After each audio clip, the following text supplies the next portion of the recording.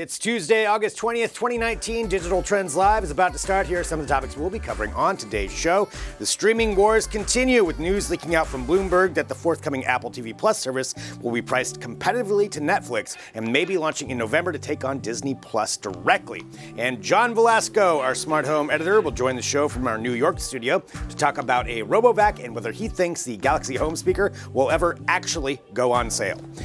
And joining us will be Abe Bagili, the founder and co-director of University of New Haven's Cyber Forensics Research and Education Group, to discuss digital and VR security. And we'll fill you in on some new scooters from a company called Fluid Freeride, which will have the capability of traveling 40 miles per hour. I will give you the details on that and so much more on today's Digital Trends Live.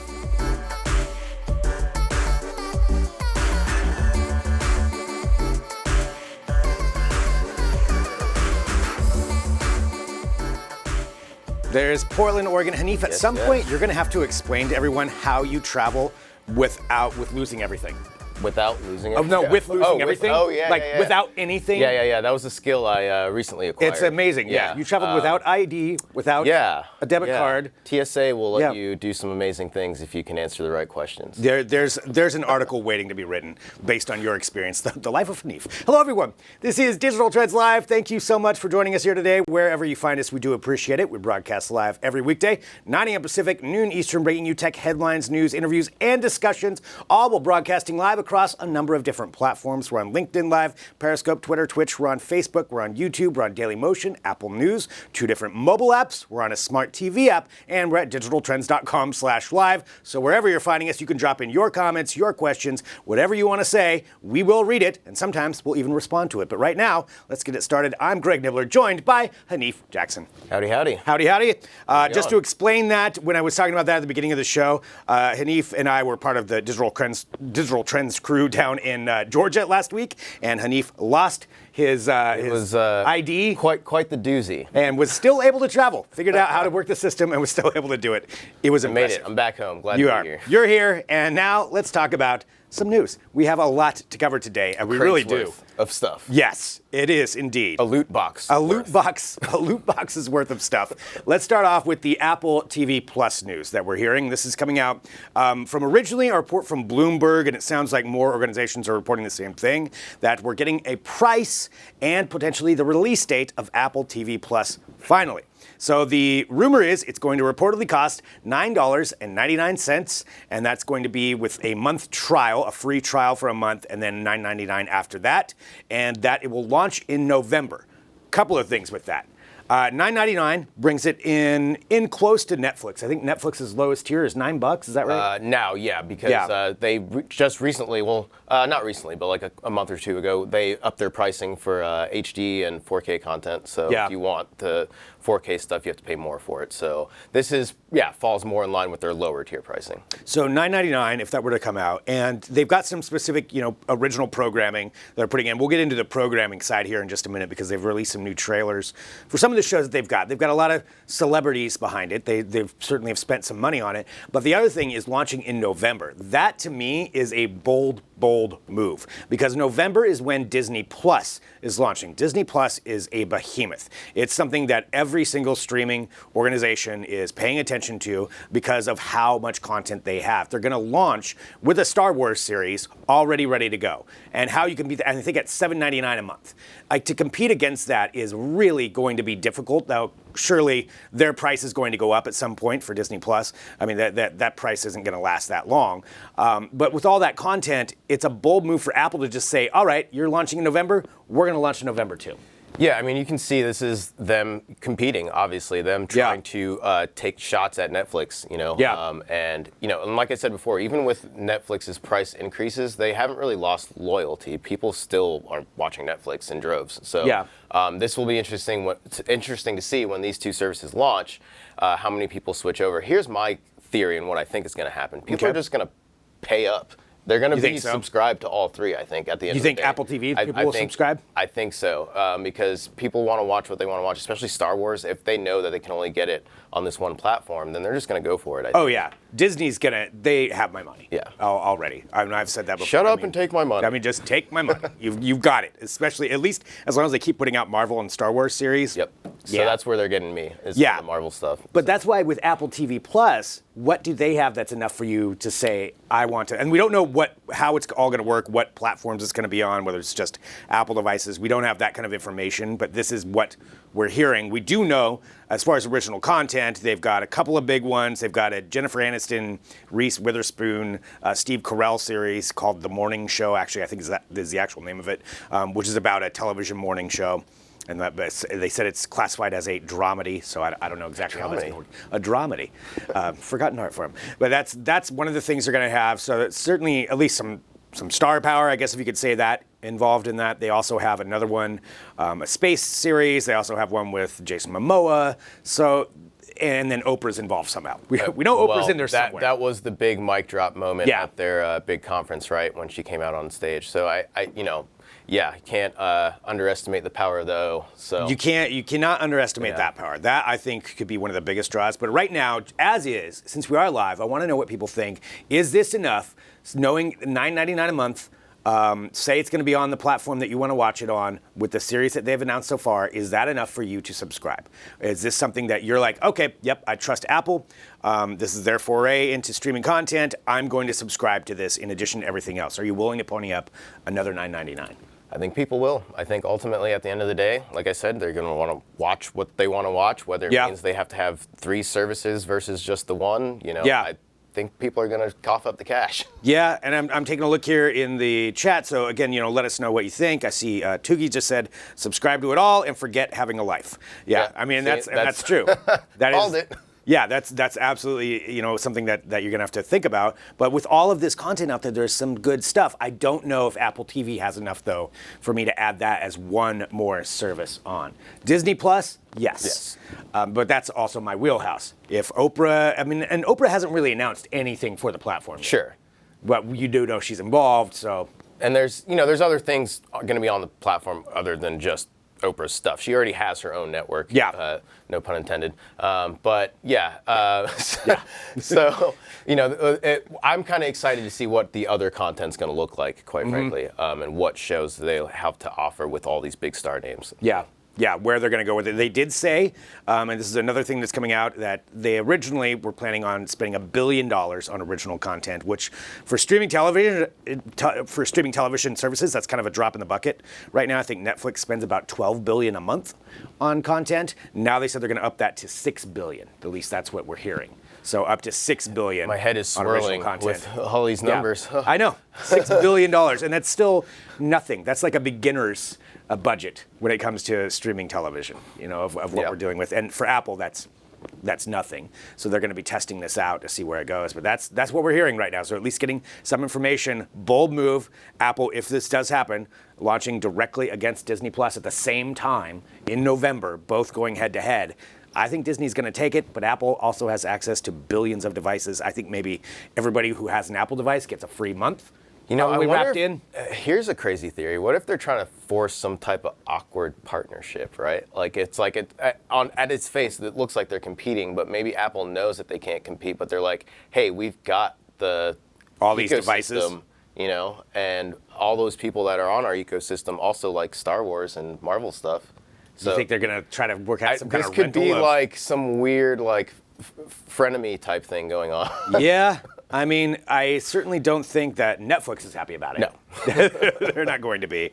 Looking on YouTube, and I know we're going to be talking about some Read 'em and Weep here in just a minute, but Adam says Disney Plus is going to crush it.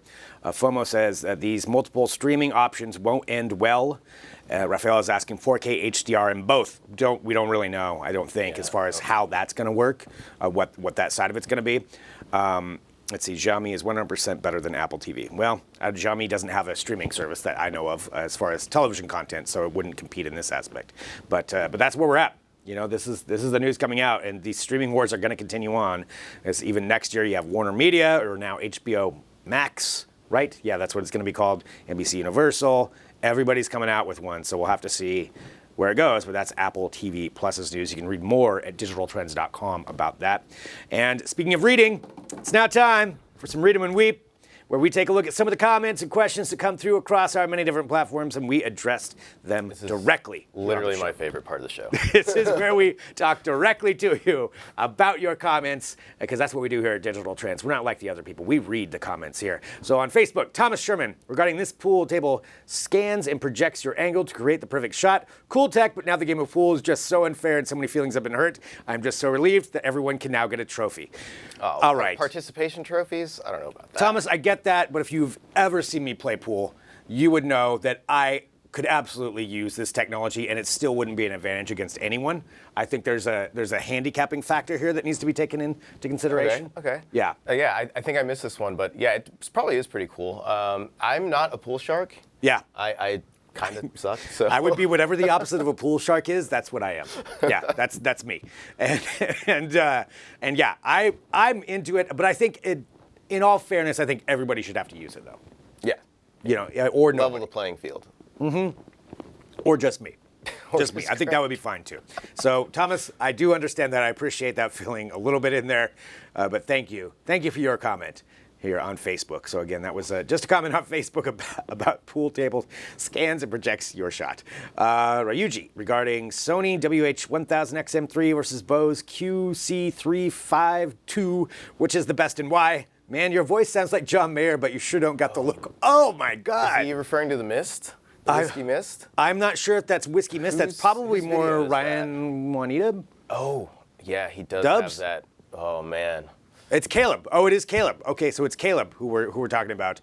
So your voice sounds like John Mayer. Caleb. Okay, wow. That is, dang. Ryuji Man. on YouTube. Now, I can say this. Caleb has a solid fan base on YouTube. Yes. Of some very big fans. And for good reasons, too. Yes, for very good reasons. Yeah. But also for the reason that you're saying, their looks. Caleb's got some people that may disagree with that. So we'll have to see how that happens. I want to see the back and forth between Thanks for watching on YouTube. Yeah, thanks. Bottom line, thanks for watching. We appreciate that. We'll make sure that we let Caleb know about that comment. Maybe not. Maybe he'll find out. He'll find out somehow. He gets alerts. All right, Leroy on Facebook. Regarding sneakerheads, check out these crazy Nike X PlayStation collaboration kicks. These are what epic gamers wear when they're playing epic games and making all the epic moves on their epic PlayStations. So epic, bro. Epic, brah. Epic. Brah. Yeah, I don't disagree either. I mean, yeah. I haven't haven't seen these. No, I want to see them. I'll have to take a look at them, but they sound epic. I'm guessing they're epic. Now, when you are playing games, do you have specific shoes that you wear? No, but comfort is definitely a factor for sure. I typically go for the sweatpants with socks kind of look. Okay. Hoodie is usually a go-to item. Okay. Just loose, but like kind of like warm and snug at the same time. And then if you need to shed a layer for those intense moments, you can just quickly drop it. Yeah, drop the hoodie and boom. Yeah, and you're ready to go. Well, Leroy, thank you for that comment. I have not seen what these shoes are, but they do sound epic. So that's something. Game shoes. Never mind. I'm not going to go there. I was going to mention some Pikachu slides, but I wouldn't understand what you were saying anyway. So we're just not going to go there. Tips right here regarding Samsung Q90 4K QLED TV versus LG C9 OLED TV. A TV with FreeSync. Take my money. Just take it. Okay.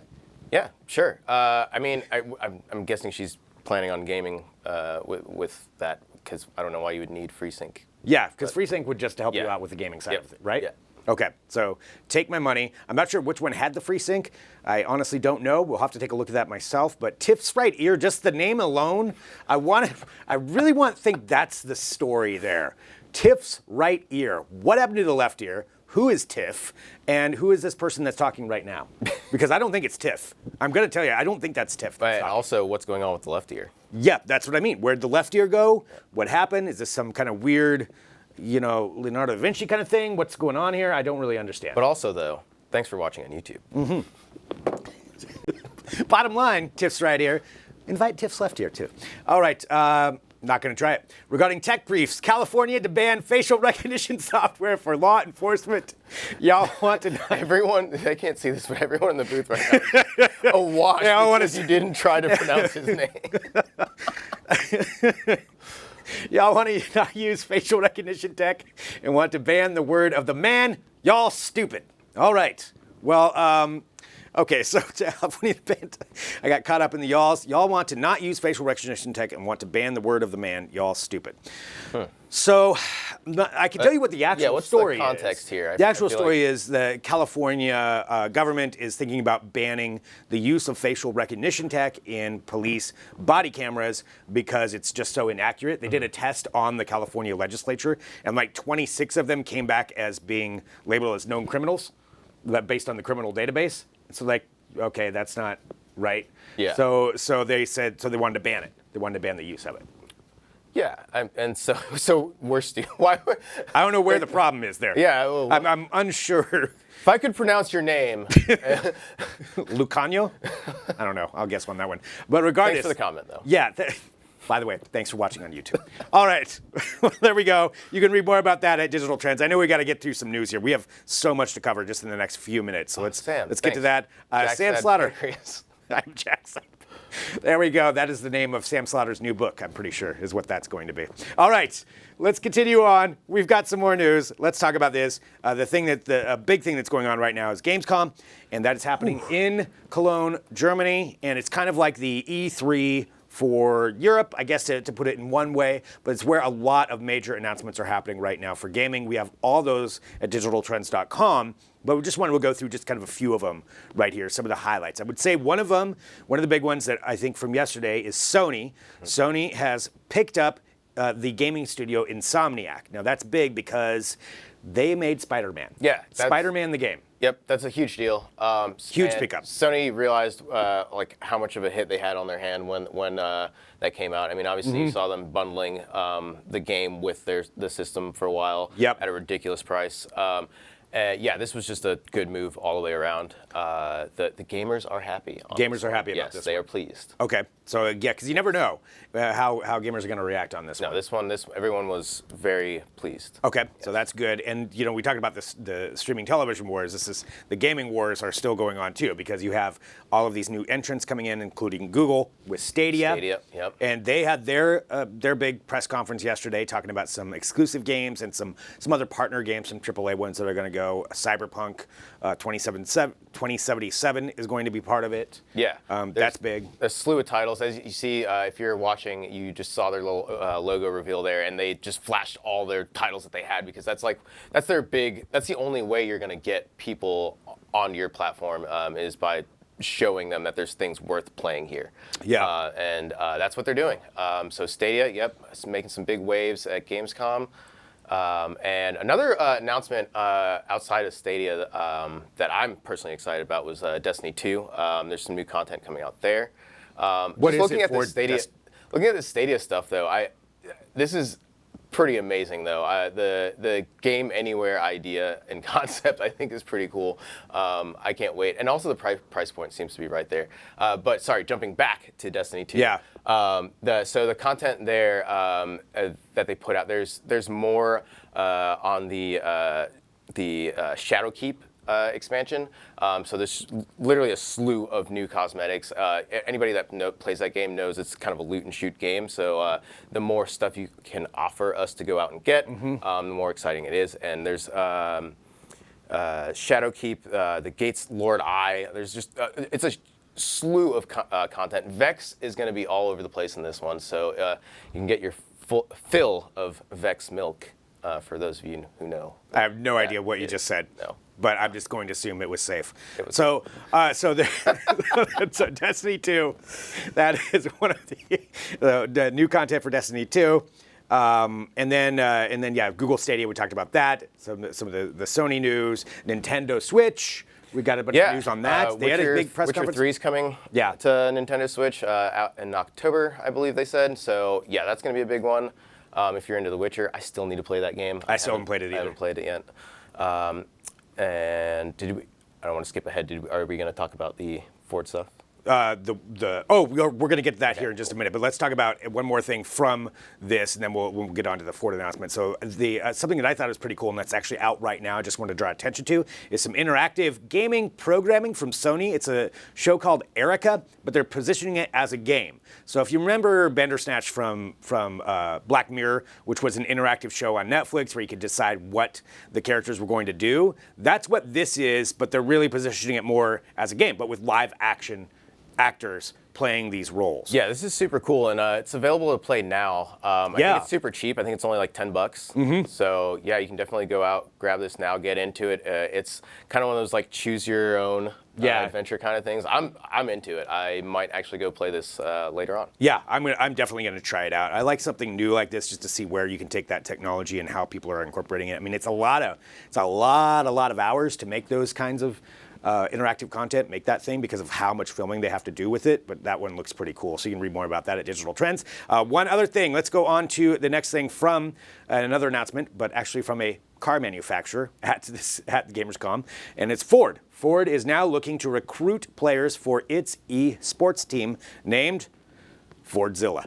So this is what they're jumping into it. Everybody's kind of jumping into esports right now. And they're going to launch their own virtual racing team. So that's what this is. Yeah, so they'll be there for games like Forza, Motorsport. This is kind of a no-brainer move to me as well, much like the Sony buying Insomniac. I feel like more corporate sponsorships that are happening in esports, it's better. We've already seen that. I think Ford is making the right move here, especially given the number of car racing games that are going to be coming out this next season. And especially since their vehicles are prominently featured in a lot of these games. I think it's a no-brainer move here. More good news coming from Ford. And the teams, I don't know if they've actually announced their picks in terms of like who will be on these teams and what the roster is going to look like. But yeah, I'm excited. Well, that's what they said. They're in the process of building them right now. They're building national teams for a number of different countries currently. And then, let's see, France, Germany, Italy, Spain, and the UK.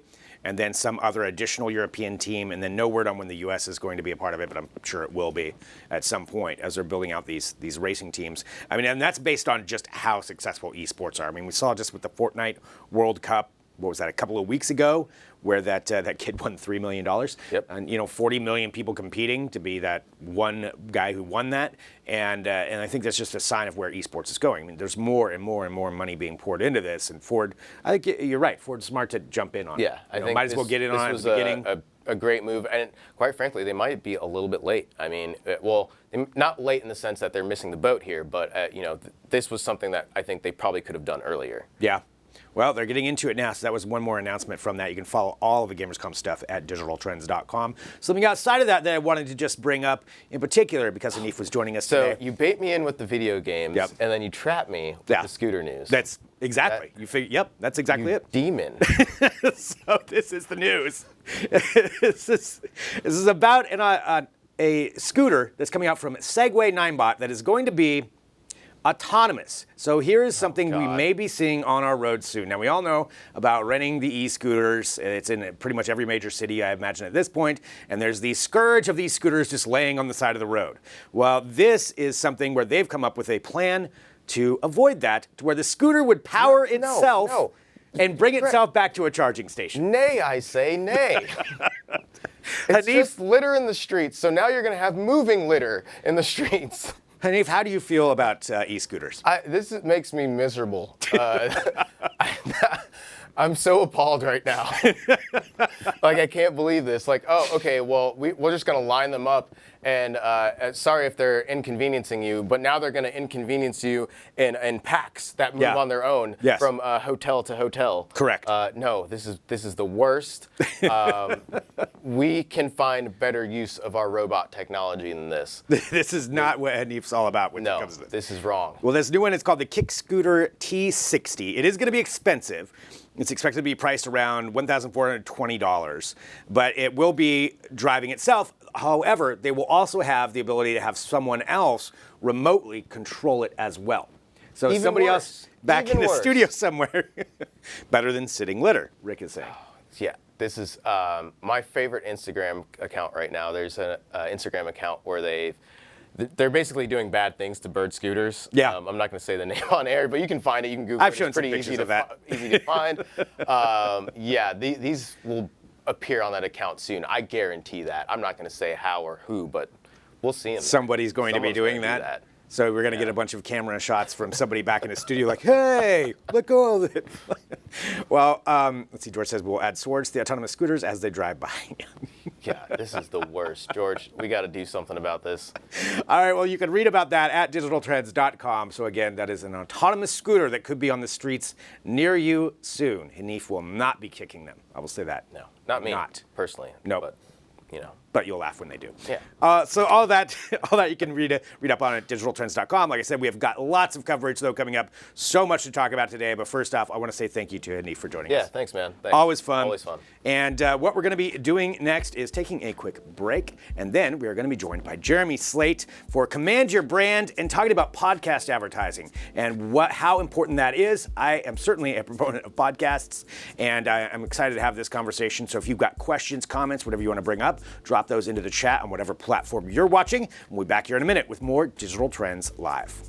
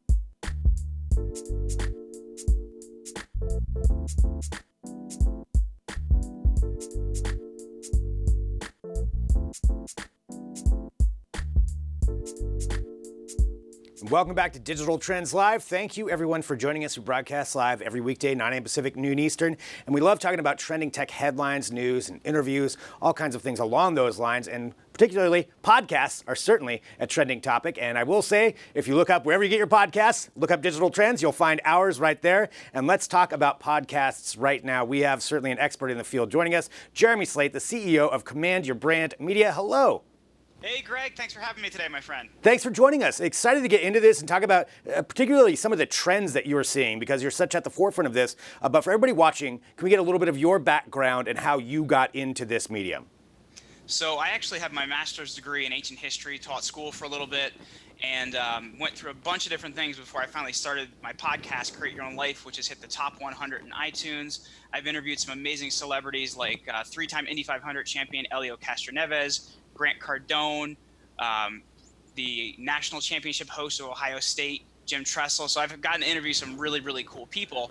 And then in early 2016, we actually started our agency, which is Command Your Brand Media, where we take a PR spin on podcast placement. My co-founder's actually been a publicist for about 10 years. So we're really helping people to run PR strategy in the podcast space and not only be on the right shows, but also to really harness that to build your brand and your following as well.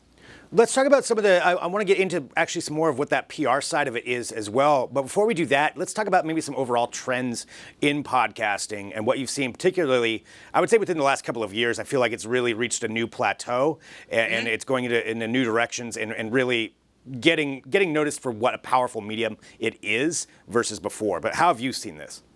So it's interesting too, because I think in like 2012 it hit what people thought was that first peak, and then things have started building again ever since. And actually this year Apple's going to be getting rid of the iTunes platform and going to a dedicated podcast app, which they already have on the phone device, and a dedicated Apple Music app. And I think that's a really big deal, because in that they've actually taken the categories that they originally had and broken those down to even more categories, because before they didn't all quite make sense. And what they're doing now is they're actually going to make discoverability a much bigger deal and easier to find shows. So number one, it's a really big deal that you can actually find more shows. But then number two, the way the trend is going in advertising, we're looking at by the year 2020, it's going to be about $1.6 billion is the current trend that'll be spent on advertising and podcasts.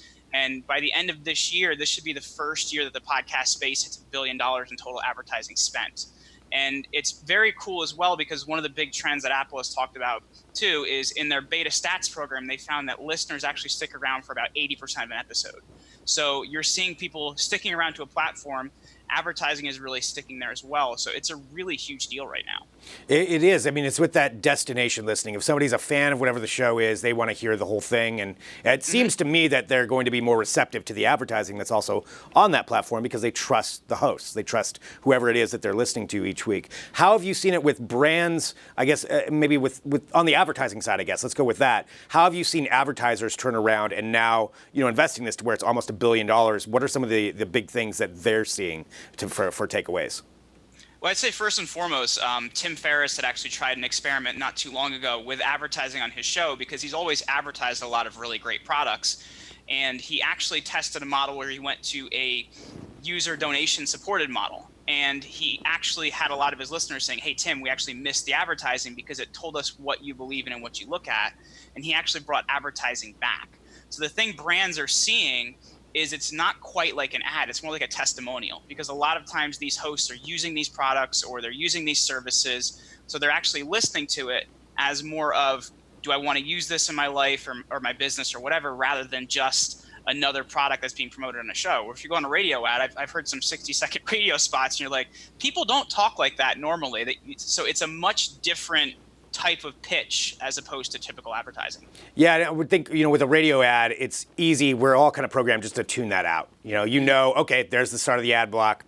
I may hear one or two words and that's about it. Whereas if it's in part of a show, I feel like, that's much more of a personal connection that you have, or at least a virtual personal connection.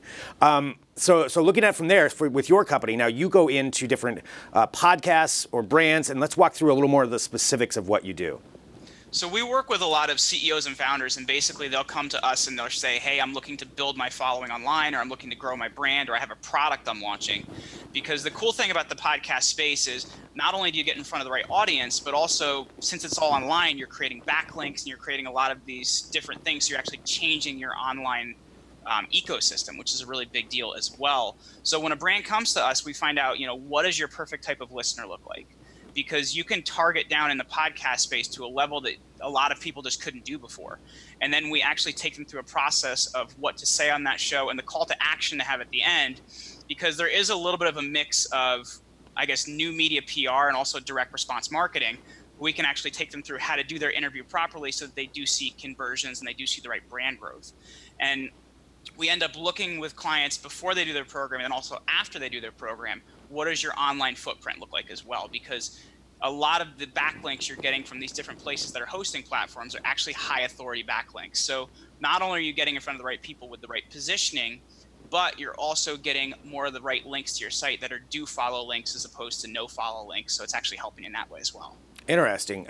Looking at from the listener standpoint, which is essentially the potential base that these marketers would want to go for. How have you seen the trends change in that? Because you mentioned, we thought we maybe hit a plateau in 2012 or reached that first peak. Where is it right now, and where do you see it going in the next couple of years? I see this really as like the golden age for podcasting, because I know a lot of people are talking about it like that. Last year, there was about 550,000 podcasts out there, and Apple actually took a look at it this year, and they said there's about 705,000 podcasts out there. So the space is growing very, very quickly, and a lot of the shows are super niche. Like when you look at it, you can get in front of, let's say, you want to be in front of different type of practice marketing podcasts if you're in the health space, or you want to build your brand by like being on Joe Rogan or something like that. There's an ability to reach so many different types of people. And I think as you're seeing more and more celebrities and thought leaders come into the space, it's just going to continue to grow. And I've said this before, I'm just curious, like, if the automotive industry stops putting radios in cars, could that be the end of radio? And do we just go towards podcasting? So I think we're in a very interesting time right now in where things are going. Yeah, I agree. I feel like there's still a certain marketplace that will listen to the radio, in particular sports radio or political radio. I feel like those two, that mainly those AM brands, those are going to be hard to. They'll be there for a little while, but I totally agree that that specificity that you can get with like specifically what you want to listen to and finding all of that. You said there's 700-some thousand different podcasts. Like you can find whatever you want to find. I would imagine at that point. Do you anticipate any contraction in that, or do you think it's just going to keep on growing? So here's the interesting thing. When they took a look at it, they found of those 705,000, only 18% were active, and that means publishing at least one episode a month. So you do see a lot of shows doing what's called pod fading. They get to maybe 20 episodes or something, and they just don't continue because they don't either have the right idea or the right purpose behind what they're doing. So I think you are going to see like a leveling up of the space. And a lot of these people that are doing it as a hobby or not taking it seriously or not seeing how it can connect with their business or their brand, you are going to see those shows not continue. So will the space continue to grow? Yes. Will that percentage of active shows grow? I think it will as people start to take it more seriously. Because I know even for myself, I launched my first podcast in early 2015 and I had like 100 downloads. Nobody was listening to me. Mm-hmm. And by taking it seriously and seeing how I could use that to reach the right people and connect with my brand, you know, we're in the millions with the number of people we've been listened to now. So it's really about people taking it seriously, and you are going to see the cream rising to the top in the podcast space over the next few years. Well, for people who want to find out more information about what you're doing and more information on your studies and trends, what's the best place for them to go? Absolutely. Well, if they want to set up a call to talk to us about it, the best place is over at commandyourbrand.media/book a call, or they can check out our site, which is commandyourbrand.media. Fantastic. Well, hey, thank you so much for joining us here today. Really, really interesting, good discussion. And Jeremy, best of luck. And everybody go check out Jeremy's podcast as well. Thank you. All right, so interesting discussion, talking about podcasts. I mean, I think we all listen to them, but realizing that it's just growing so much. That's a really fascinating statistics that we got right there. So let's do this, though. We need to take a break because we're going to head to our New York studio. John Velasco is going to be standing by, and we're going to be discussing some things in the smart home section. In particular, is that Galaxy Home speaker going to be coming out anytime soon? We're going to get his thoughts. Also, there's a new Robo Vacuum, all of that and more coming up here on Digital Trends Live.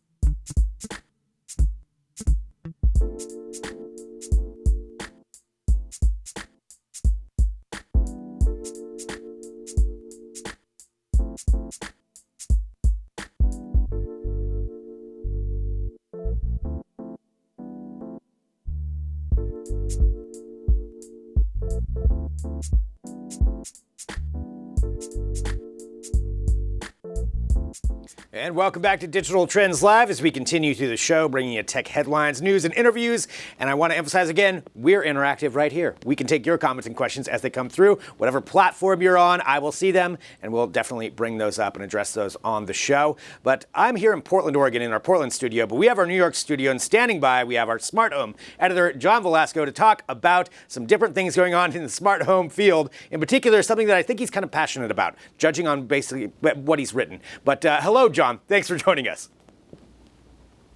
Thanks for having me, Greg. Nice talking to you. Looks like we're having just a little bit of a sound thing going on, so we're going to go ahead and get that set up here, or at least I'm not hearing John right now, but we'll get him on set up here shortly. So, okay, we're going to go through. We are live, in case anybody didn't know. This is just the emphasis now that we're live. Okay. welcoming now to the show to talk about some specific things that he's really interested in. And I want to hear, actually, maybe we can launch right into this Galaxy Home speaker debate and conversation that you want to have. But it's John Velasco. Hello, John. Thanks for joining us. Thanks, Craig. Well, basically, a couple weeks ago, we had the Samsung Galaxy Unpacked event. And I'm not sure about you, but for me, it was a big letdown that there was no headphone jack on the Note 10. But the other thing I want to talk about is the absence of the Samsung Galaxy Home speaker. Now, we know that it was introduced last year at Unpacked, and this year, Samsung didn't even mention once about the product. So there are a couple things I want to talk about here. So the first one is that, is it coming out, and what kind of challenges does it face going against the competition? So my first point is that it's powered by Bixby, and the thing is with Bixby, I'm not sure about you, Greg, but have you ever used Bixby before? I've never used Bixby. Not at all, and I have a Samsung phone. And exactly, that's the thing. It's first of all limited to mostly Samsung Galaxy devices, and the exposure there isn't as broad as, say, something like the Google Assistant or Amazon's Alexa. So that's an uphill battle right there for the Galaxy Home speaker. The second thing is that it's entering a crowded market, and I'm not sure what you're using at home, Greg, but I know I'm using a Google Home, not just a couple Google Home speakers, but it's facing against competition like Apple, like Amazon, and Google.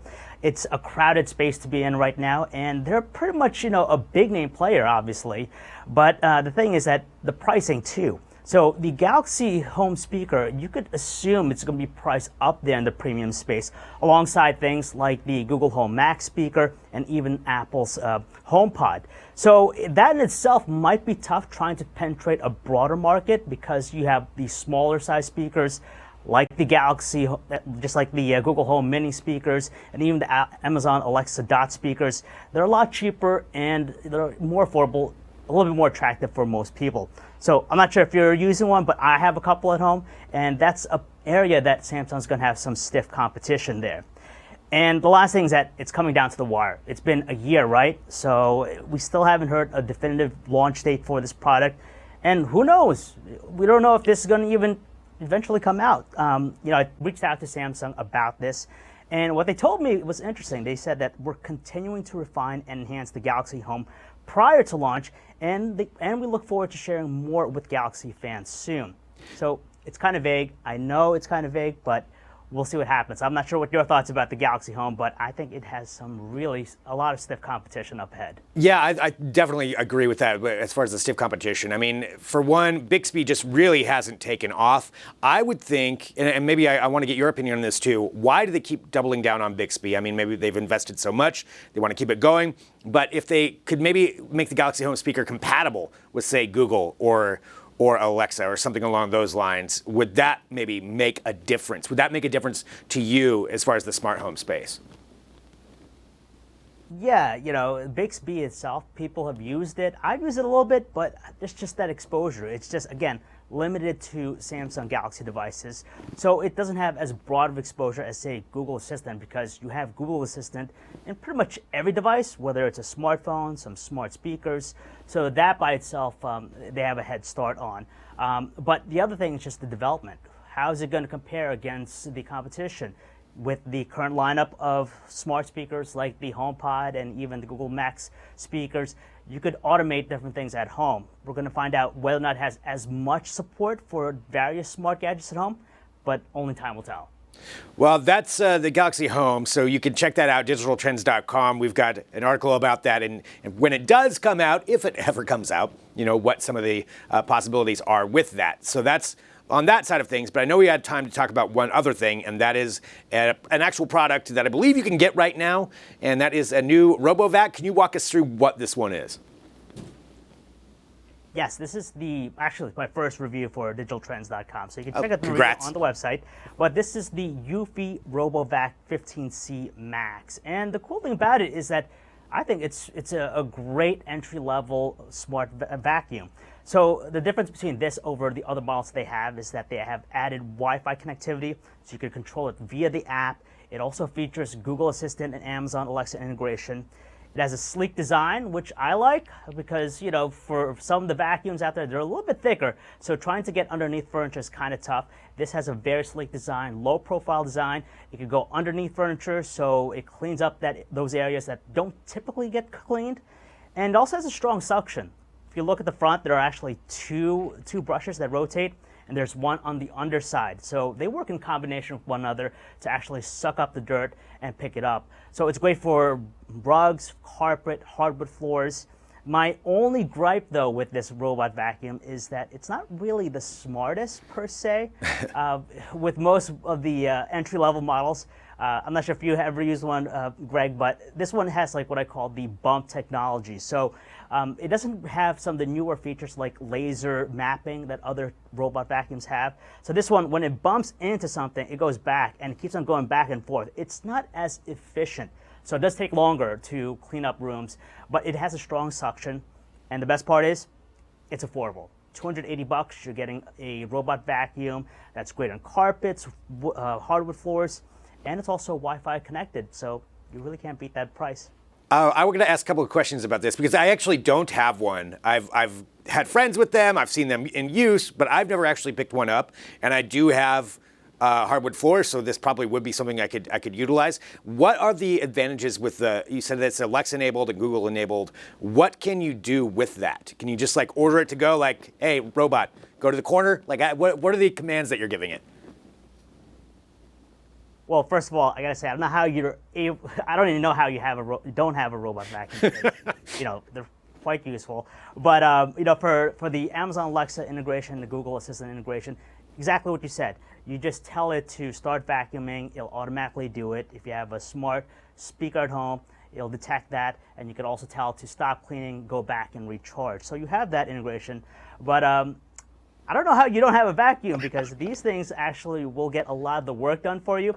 You don't have to spend, at the end of the night cleaning your floors or sweeping.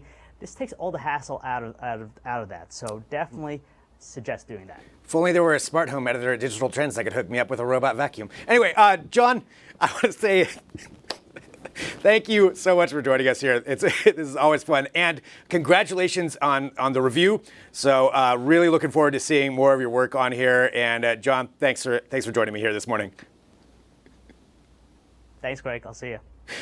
And I mean, I would take that robot vacuum if that were to end up over here. Anyway, let's continue on with the show. We've got more coverage coming up here on Digital Trends Live. And I do thank everybody who's joining us live on whatever platform you are on. We've got more news, we've got more interviews, we've got more discussions happening. And so what's going to be happening next is Abe Bagili, the founder and co-director of University of New Haven's Cyber Forensics Research and Education Group. That is a mouthful and an impressive title.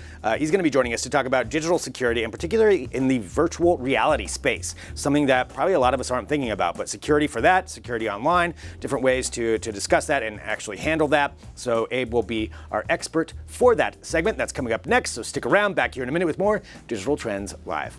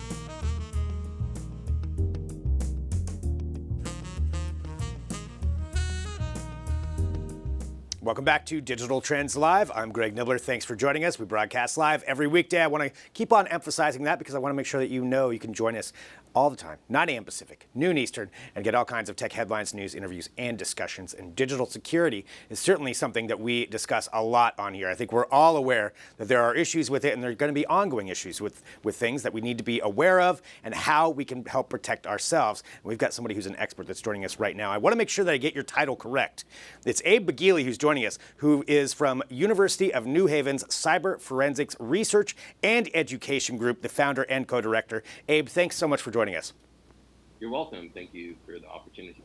Love the title, by the way. Very impressive already. But let's talk about digital security. And I guess to give everybody a little bit of a background, you founded this group. Can you tell us what your background was and what led you to found this? Yeah, absolutely. I actually went to school at Purdue University, and I did all my degrees there and focused on essentially, I was more interested in programming, and then I moved towards focusing on cybersecurity, and then I ended up focusing on cyber forensics. And what I'm really interested in overall is kind of making the world a safer place, as cliche as that sounds. And I think we're at that crossroad where it's becoming just a necessity with everything that we do. I mean, everything that you do basically has a digital component associated with it. Yeah, I mean, it's so important because everything's more connected. Everything's involved. I mean, you look at just the advent of smart homes or anything IoT. I mean, it's all connected. And so it's such an important thing to think about. When it comes to this, so after going from there, let's talk about some different things specifically that I know you wanted to bring up, because there's some facets of digital security that I hadn't thought about before, in particular virtual reality. And Can you walk through some of that for us? Why that's an important issue, and what are some of the things we need to be thinking about? Oh God, if you have started playing with virtual reality, you'll immediately know that it's going to be pretty much the next big thing, because when you put that headset on and you're basically gone to somewhere else in this world, you can just start thinking of the possibilities of how amazing it is, but also how scary it could be. And what we did is we basically embarked on a journey of, we published quite a bit, at least like 4 articles recently in that domain. And we basically looked at how you can, manipulate what the user is seeing on the screen. And also we created this attack called the human joystick attack, which is quite amazing. So imagine being able to move someone in a physical space to a location of your liking without their knowledge or consent. So they have this headset on, and you're like, I want you to move, 2 meters up front, and then they do it. And all we're doing is manipulating what we're calling the virtual center of the room that they're in that's virtually there. So if you move it up front 2 meters, they start catching up to it, and they end up just, moving with it. And there's just all sorts of things. We showed that we're able to create some sort of a ransomware, and with that, to take over the person's glasses. And just take advantage of that in terms of giving them back the, think about, how ransomware works now. Like, what if we take over your vision until you pay us back the money, you won't be able to see something else. So there's just a lot of interesting facets that virtual reality brings, and that immersion that virtual reality brings is brings a different layer of security for us to start thinking about as security researchers. Wow, and that's thinking about I guess with virtual reality, we're seeing it more and more, and even with augmented reality, the more it's going to be incorporated in. You're right. I think a lot of people aren't thinking about the aspect of, you are really vulnerable when you are doing that, and there's so many different ways that people could manipulate and take advantage. So when you look at something like this, what's your step? Like, what do you do with your research group as far as how you attempt to, I guess, future-proof some of those attacks? So let me say something. I always tell people that with VR, it's kind of the perfect time to, as horrible as it sounds, like murder someone, because you basically think about it. You can't see anything in front of you. Yeah. And you're basically, you have, if you have the headphones on, you can only hear, what's on the headphones. And it's the perfect time to go behind someone and just whack them over the head, So I mean, just think about that for a second, right? Yeah. But also, yes, the way we do things is essentially we look at new and upcoming technologies, and we're like, what can we do to really what can we do to just test it, because what's happening in the world today is all of these devices are coming along and companies just really are striving to make ends meet in terms of financial decisions. And are they really testing the security of their products before releasing them, right? And there's been a couple of instances where my students and did some work where we looked at all these messaging applications that people were using. And, we're talking about 1.5 billion users, right? That's crazy, like 1.5 billion users of these applications. And we found security holes in terms of data being completely unencrypted. We found things, I'm kind of trying to stay away from naming products, but they're widely used.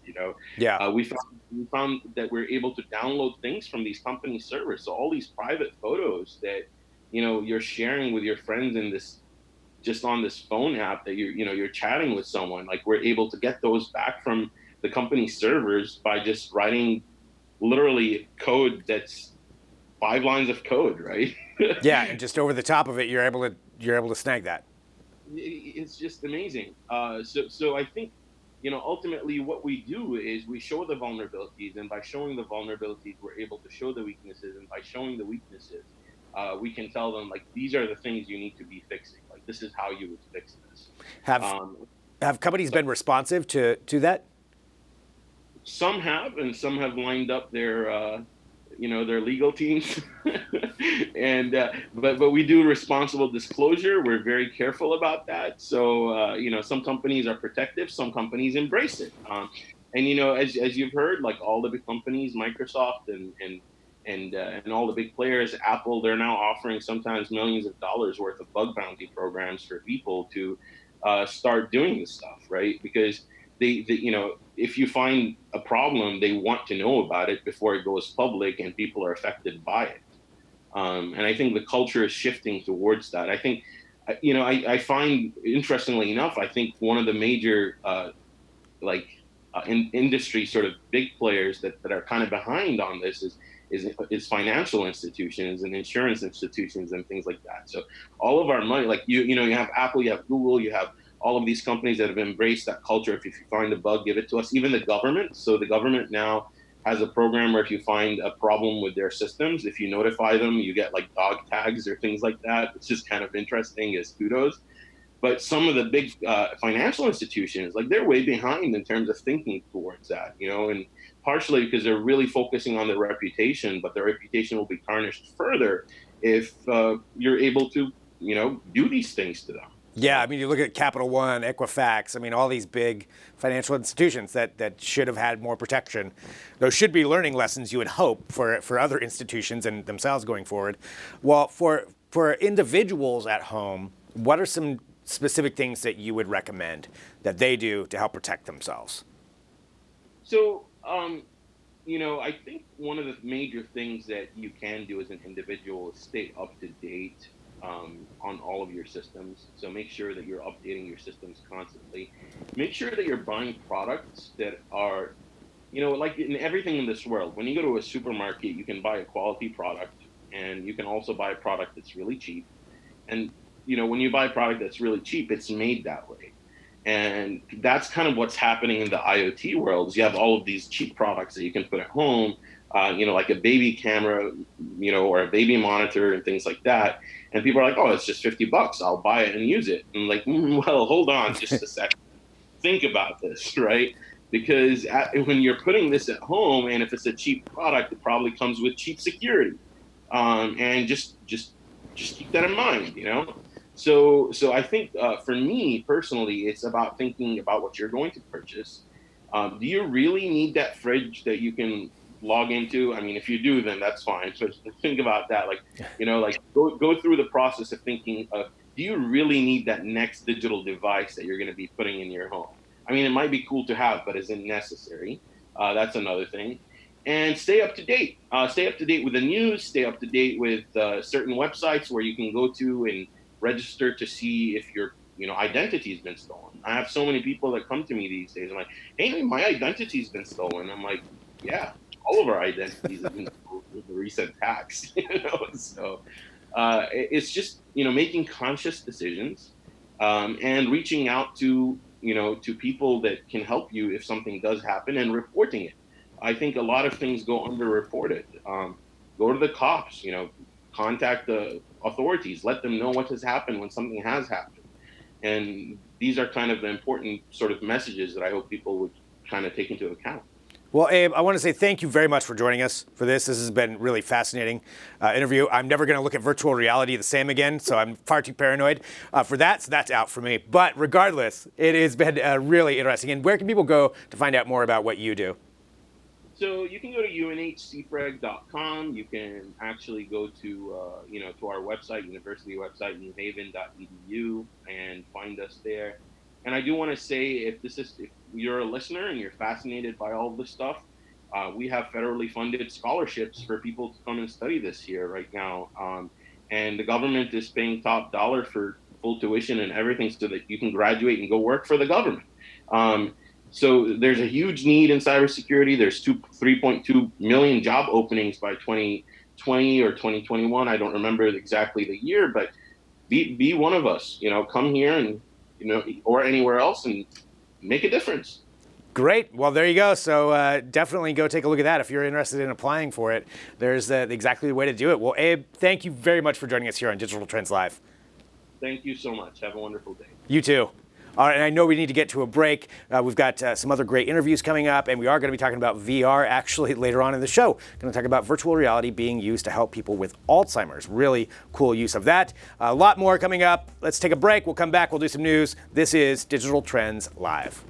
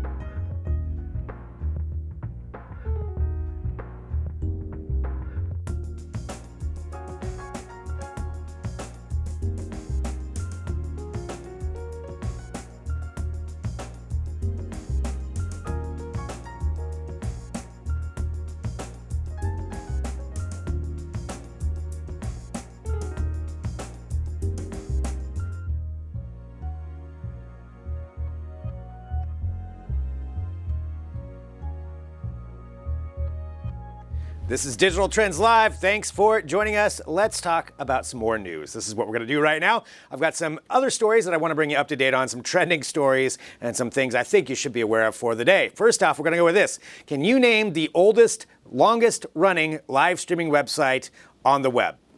Maybe you can, maybe you can't. I'll tell you what it is. So it is called FogCam.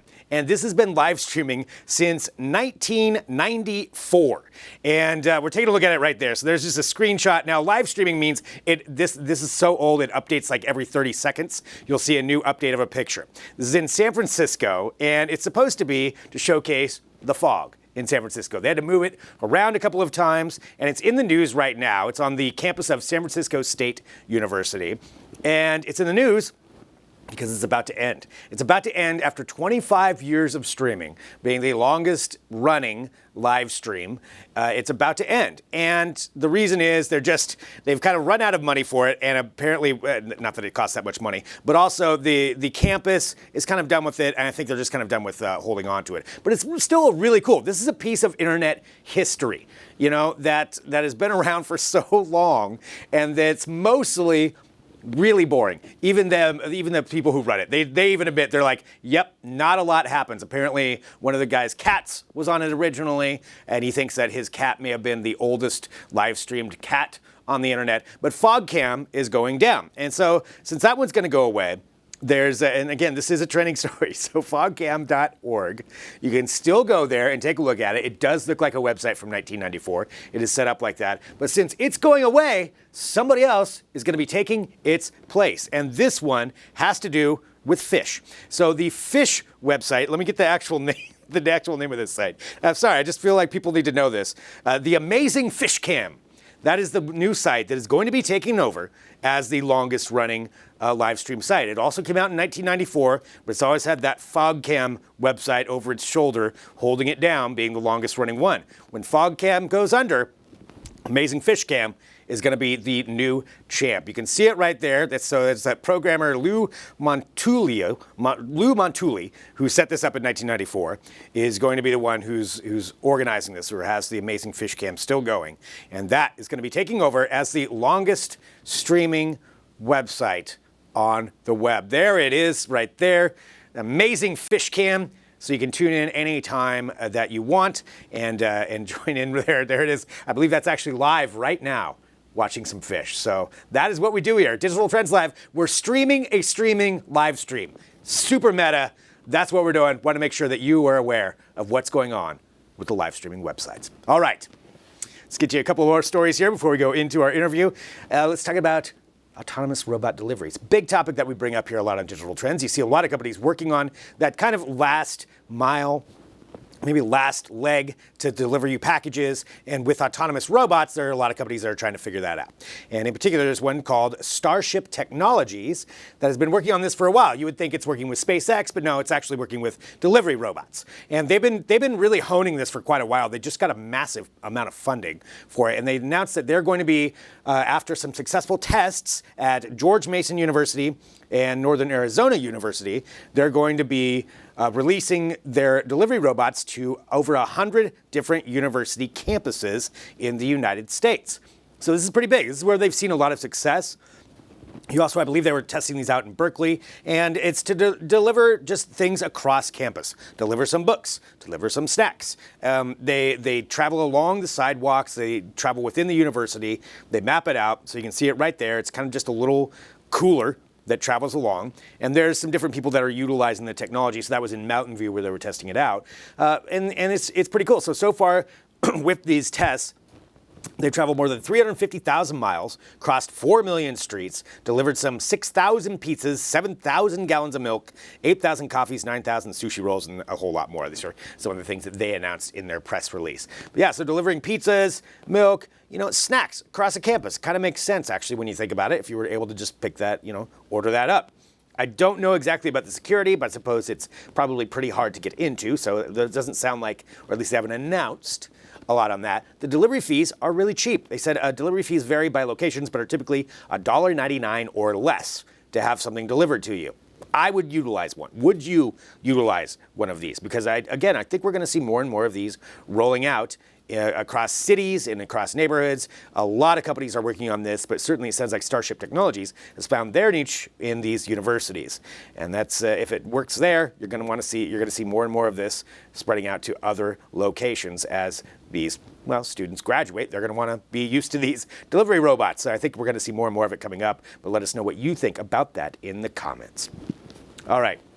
One more story here just to bring you up to date on, and then we've got another great interview coming up. So let's talk about scooters. We brought up some scooters earlier in the show, and this is something that's a little bit faster than your typical scooter. So we're talking about eScooters, and we see them being proliferated out more and more and more in cities. And there is a company called Fluid Freeride, that has a line of 2 new scooters called Mantis that are coming out. The difference is the battery life in them. But these things are ridiculous. They travel up to 40 miles per hour. 40 miles per hour on an e-scooter. Now, it is kind of set up like a tricycle, so you do have 2 wheels in the back. Actually, this one doesn't. I'm sorry, this is a 2-wheel one. So they have 2 different versions of them. So they're each with 1,000 watt motors. They can take you up to 40 miles per hour, but there is a little bit of a drawback on these. So with the battery is rated for up to 35 miles in eco mode using one motor. And so you can travel up to 55 miles in the other one with a larger battery, but that's still, if you're really pushing this is ridiculous. I wouldn't even go that fast as that guy's going. But even if you get up to 40 miles per hour, which is I would not recommend it personally on one of these things. However, if you were to do that, you're not going to be able to go too far. You got an hour. You got an hour of time. Although if you get 40 miles on an e-scooter, I guess you've beat out a lot of odds in doing that. It does take quite a while to charge. So the next charge is 8 to 12 hours to get it 100% charge on those things. So you get your 40 miles, you're going to be waiting there for a while. But nonetheless, that's what they're working on. They're getting these things up to 40 miles per hour. I can only imagine the videos that are going to be coming out of these when they do happen. I would definitely suggest wearing a helmet if you're going to be trying that out. But that is something you can read more about at digitaltrends.com, and that is the fluid free ride Mantis e-scooter that can go 40 miles an hour. Let us know what you think about that. All right, continuing on. This is Digital Trends Live, and thank you everyone for joining us. We do appreciate it. We broadcast live every weekday, 9 a.m. Pacific, noon Eastern, bringing you trending stories, tech headlines, news, and interviews. And we've got an interview right now. We're very excited to be joining us. Right now, we have Ran Harnevo from Homeis, the co-founder and CEO. Thank you so much for being here with us. Thanks, Greg. Thanks for inviting me. Yeah, glad to have you on here and excited to talk about everything. And I wanted to get everybody who's watching, some of the background of what Homeis is and maybe a little of your personal background and what led you to found this company and maybe a little overview of what you do. So again, thanks for having me. I'm an internet entrepreneur. It's my second startup, and Homeis is basically a platform for immigrants. We're trying to build a better internet for immigrants communities around the world. So you're basically, if you're an immigrant, you have an accent the way I am, you can join the app. You let us know where you are and where you live, and we are moving you to the designated community. It can be, Indians in the Bay Area, Chinese in New York, Israelis in LA. And the whole idea here is really to support immigrant communities. I started the company from a personal experience. I am an immigrant, and I came to New York 11 years ago as a part of my startup, my first startup, which was in the video space, in the media space. And when I arrived to New York, I realized that I got my friends. I don't have my friends. I don't have my family. I don't have connections. I don't know the system. I need a community. And later on, I realized I'm not the only one, and that immigrant communities are a part of the fabric of the U.S. and the global Western world. Could not agree more. And I think that is so important. It's an important thing to realize when somebody is showing up. Like you said, you don't have any of your connections. You don't know where you're going. You don't know how the system works. How to get around. I mean, there's so many different factors that can be inhibiting, and let alone, a communication gap. If there's, a language gap or an accent gap or something like that, that's so hard. That's so great that you formed this. So let's walk through how this works, how specifically the platform works for people. Yeah. So right now we're an app. We're about to go fully web soon. You basically download the app, and we're asking you only two questions. The first question is, where are you from? Because what we realized is that immigration is very culturally biased.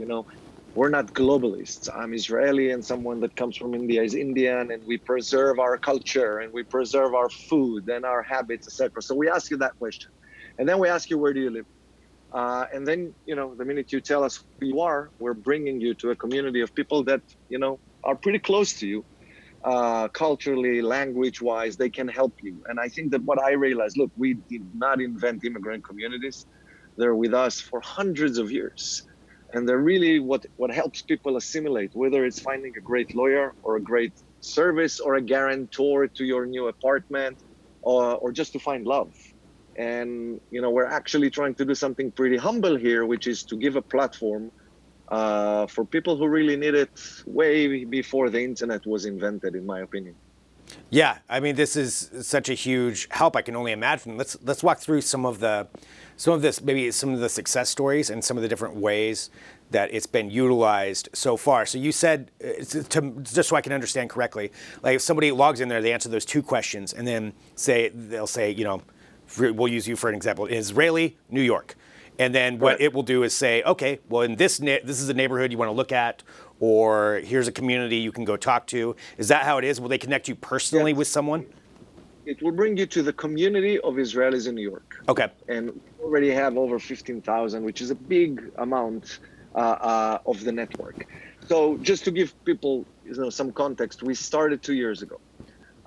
We've raised $4 million just to to build a product, to understand what immigrant communities need, to give them what they need. A lot of utility, a jobs market, and a real estate market, and ability to exchange information and build information together. The list of the best lawyers, the immigration lawyers, or the accountants, or just the food that we are hanging around. And what we did was we did it for three main nationalities. We did it for Israelis because it's who we are and we needed a community to build a product with. Then we did it for French and for Indian. So all over the US today, if you're Indian, we're live for you. In Houston, Dallas, the Bay Area, LA, Chicago, New York, you name it. And today we're announcing a new round of $12 million. And with that, we are going to go and expand and go to all the Latin communities in the US, starting with Mexicans next month. So the goal here is to be the de facto platform for every immigrant globally. We're only starting. That's great. And so congratulations on the new funding, by the way. That's huge, $12 million to expand on that. So to get a little more context on where you're at. So is it pretty much any city like in the United States? Is that where you're focusing on right now as far as that is? Yeah. Or is it beyond that? So just to give you some numbers, which I think is really interesting, and this is how I started, because I came here 11 years ago, and the first data point that I realized was that 38% of New Yorkers were not born in the US. 38%, wow. Only in the boroughs. And when you start going after other cities, LA is 35, Miami is 40, San Francisco is 31. If you go to Toronto, 51% of the people living in Toronto are foreign born, meaning they do not live in Canada. So we decided to start in the US because it's by far the biggest country of immigrants worldwide, with around 42 million to date of foreign born population. Used to be, the most welcoming country for immigrants, and now it's pretty fragile, but I believe in the power of immigration for the longer period. Yes. And so we started in the US because we thought that the biggest need exists in the US. We are going to expand globally in 2020. Right now, we're touching almost every city in the US for the three nationalities that I mentioned, and we're then going to go all over all the Latino communities in the country, and then Chinese. And every time you tell us who you are, we move to your own language, because language is a big part of the barrier. So, we're multi-languages, multi-cities. There's a lot of product here. For some of the immigrant communities who are already here and established, who maybe want to help out, somebody coming in who doesn't know, and there's no way to connect. You obviously have the app, but for these established communities, can they join the app and then volunteer themselves, sure, as saying like, hey, sure, somebody comes in who's Indian, I'm here, we've got our group, just connect us. Yeah. So one of the interesting things that I found when I started, I always called myself first generation. And then somebody corrected me and told me that my kids are first generation. I have 2 kids. I'm not even considered first generation. And so we call ourselves Generation Zero. And what we realized during the process is that even people that live in another country for 15 years, 20 years, 25 years, they still have 2 homes in their heart. So we are seeing a lot of connections of newcomers and older established communities, organizations that are joining the product. In the French community, for example, it was established before the internet. There's an organization called Wheel, and it's really French families that are helping new arrivals to come into the United States. And we are trying to digitize a lot of behaviors that are happening offline on a day-to-day basis and scale them and create efficiency for immigrant communities. And so to your question, yes, for sure, we are having a lot of organizations that are, helping immigrants joining the product. Well, what a fantastic product that you've created, and seriously, congratulations on the expansion on it. So important, what you're doing. I want to ask for people out there, what's the best way for them to download it? Just Homeis on whatever platform? Right, Homeis, iOS, Android. We're transparent. We also have a website, which I think is not cool enough, so we're not sending users there yet. That's for the next round of funding then. So. All right. Well, hey, thank you very much for joining us here on Digital Trends and for helping, spread the word of what it is that you're doing. It's very, very important, and really appreciate you joining us here today. I really appreciate the time. Thank you so much. All right, so that's a great, great story right there. So Homeis, if you know anybody that could use that or utilize that app, or maybe you're a part of an immigrant community who could certainly offer help, sounds like that's a great way to do that. So another fun interview, a great learning experience here on Digital Trends. We've got another one coming up. So we're going to take a break, and then we're going to be joined by Anthony McGlynn, making his debut on Digital Trends, one of our writers here from Digital Trends, to talk about a really cool use of virtual reality to help fight Alzheimer's, or at least alleviate some different symptoms of it. So we're going to be discussing that and more right here on Digital Trends Live.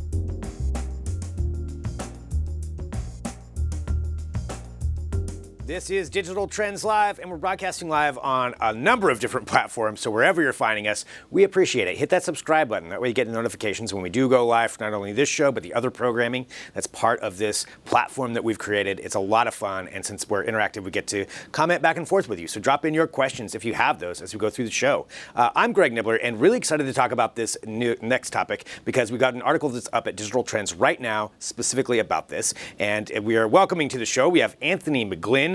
And the article is this. I'm going to read the title, How Doctors Are Fighting Alzheimer's with a Cleverly Designed VR Game. That right there, if that's not fascinating enough, we've got a lot to discuss with this. Joining us, we have Anthony. Hello, Anthony. Hi, how's it going? Doing well. Thanks so much for being here on the show with us. Really appreciate it. Really appreciate you joining us to walk through this, some of the backstory of this. And maybe we could start with that. Like, what was the precipice of this? What inspired you to go find out about this and do this research? Well, so there was a PNAS paper that recently went up, and a few kind of specifically gaming sites had covered it. And I have an academic background in psychology, so seeing gaming news sites kind of jump on the topic kind of made me think that there was a bit of a stronger overlap and maybe something of a stronger story. And my ears just kind of perked up, and the more I went down the rabbit hole of looking into the game, looking into what it was doing, what was happening with it, I realized there was something here that needed to be talked about. And it is a specific game that we're discussing. So it's a virtual reality game, and it's called Sea Hero Quest. Can you tell us just a little bit, maybe some backstory on that game? What is the game itself? Sure. So the game it started on mobile and it made the jump to VR. So it's a kind of a seafaring adventure. You're someone on a boat and you have a bunch of kind of levels that are to do with like orientation, kind of finding certain locations, finding your way back to the starting point, that kind of thing. And so the game would be to many layman players, it would just be a kind of standard kind of seafaring adventure in an Arctic setting. And then, but all the levels are kind of designed around tests that are used for dementia and Alzheimer's. And that would be the kind of the crossover then between kind of the research and the game development. So it was actually developed by researchers specifically for that purpose, or was it more adopted to that afterward? A bit of both. So there was a games company, Glitchers, are the central team about it, but they had there's two kind of professionals in the area, Dr. Hugo Spears and Dr. Michael Holmberger, they were professional consultants. Hugo had he had used kind of games in his research and that kind of thing. So there was kind of so basically Glitchers had these professional consultants that helped them build it from the ground up. It was built from the ground up with the idea of like it was going to be something that had this that served this purpose of helping dementia research. So let's walk through the actual gameplay and how it is they utilize that. Like, what are some specific things that it's doing to help? Is it to help diagnose, or is it to help people who already have these things? So it's kind of a little bit of again, a little bit of both. It's kind of so diagnosis is the ultimate goal is diagnosis, to create it as a diagnosis tool. But the game, as it's been kind of up for the last 3 years, was also there to kind of gather data and to kind of to try and see if it could serve that purpose. And so all the levels are based on tests that are some are tried and true. Some there's one that's quite popular that's to do with kind of it's mice in a maze, and it's the dementia equivalent then would be you bring something into a supermarket, you take them to a certain aisle, and then they have to find a way back out to the exit. That's there's that, and then there's kind of more experimental tests that have been kind of, and all the levels are based on specific dementia tests. And basically for the last 3 years, it's been kind of harvesting data of users that have proven that it can detect dementia in people early onset at least. Yeah, let's talk about some of those results. So they've been able to utilize this data from all of those different tests. How, I guess, where is it being utilized right now? And then let's talk about the results. Sure. So right now there's basically a huge data bank of 4 million users. There's 4 million Wow. individual profiles have been banked using between the mobile game and the VR. And basically right now, the mobile game isn't available anymore. As far as I know, there is a build of the VR that is publicly available, because there was just so much data, and they had to cut off at some point. So now, Dr. Hugo Spears, Dr. Michael Holmberger are basically, they both have individual teams, and they're basically with their teams going to be sifting through this data. I think for the kind of hard data for the 4 million users, there's a road plan that's about a decade from now is that's how long it's going to take to sift through everything. And then there's more kind of longitudinal studies that are being done at the meantime, following up with certain users, kind of testing in more kind of specific ways, zeroing in on kind of as they find within the 4 million users, as they find interesting crossovers, zeroing in on exactly what that is and how it can be turned into useful medical science. On the virtual reality side, do you think that is as important of a factor in it, or is it just that's because it's immersive, or is it more the game itself that's the important factor?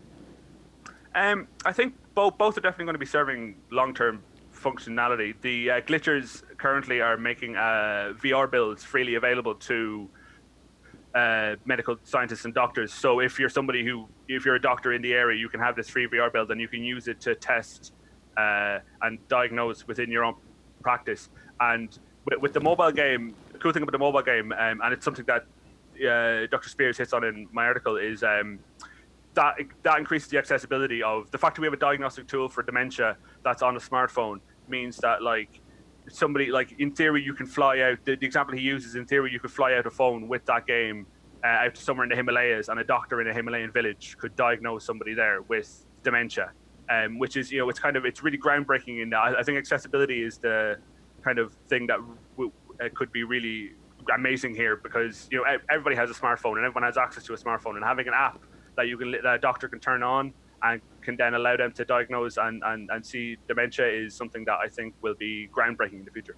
Yeah, that's incredible. Just, the more and more we see, just medical technology being utilized in so many different factors, whether it's a mobile app or VR or smartwatch or something like that. I mean, the better off we all are, and that's such a great use of it. So on the next for them then, I guess, is just they're going to be sifting through that data. We'll know the results when we know the results, and then go from there. Yeah. So I think kind of the fanfare on the media side has probably kind of the glamorous, exciting parts have kind of happened. Now it's the anybody who's familiar with psychology or sociology will tell you, now it's the kind of the hard work of kind of sifting through all the boring parts, finding where things cross over, finding, kind of data points and stuff like that. And yeah, over the next 10 years, it'll be kind of, I think we'll get this kind of drip feed of kind of more ways that the game has been proven and disproven, and obviously like there is that aspect of it as well. It has to be challenged by other bodies and stuff like that. So yeah, so I think there'll be a drip feed. It probably won't be as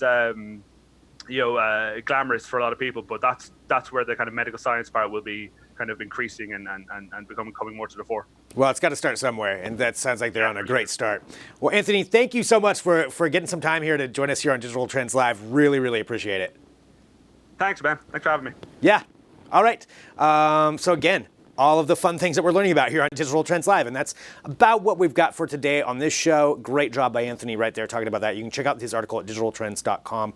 I highly suggest reading through it. Really interesting. Going back to the beginning of the show, we had Hanif on. We talked about some Apple TV Plus news. Where that's going, I also just got some news because Digital Trends is constantly updating. Apparently, Apple TV spent more on the morning show per episode than HBO did on Game of Thrones. That was a report I just saw. So read into that, all the spending going on along those lines. You can find that out at digitaltrends.com. Let's see, also throughout the show, let's see, who else did we have? Jeremy Slate from Command Your Brand Media talking about podcast advertising and the importance of podcasts. John Velasco, our smart home editor. If you want to send me a RoboVac, that's totally cool. Abe McGeely, founder and co-director of University of New Haven's Cyber Forensics Research and Education Group, talking about actually VR, digital security in that. We had Ron Harnebo with their amazing platform Homeis, helping out immigrant communities and immigrants find immigrant communities. Such an important aspect and such an important thing, and really cool to talk to him about that. And then, of course, Anthony talking about VR for Alzheimer's. And all that's just on one show. We have so much more to talk about here on Digital Trends Live. Dang, all right, it worked. That's how, oops, and I just ripped the box. But here we go. This is a UE Robo Vacuum. Do we have to send that back? I don't know what you're talking about. That's just going to go behind this desk right here. See, this is what happens when we're broadcasting live. Thank you, everybody, for joining us. We will be back tomorrow with more, but stick around today at noon. Jargon. Noon Pacific, 3 p.m. Eastern, Jargon with Mike Kaplan. Great show about cloud computing. You'll make sure you want to see that, but we'll be back tomorrow with more Digital Trends Live.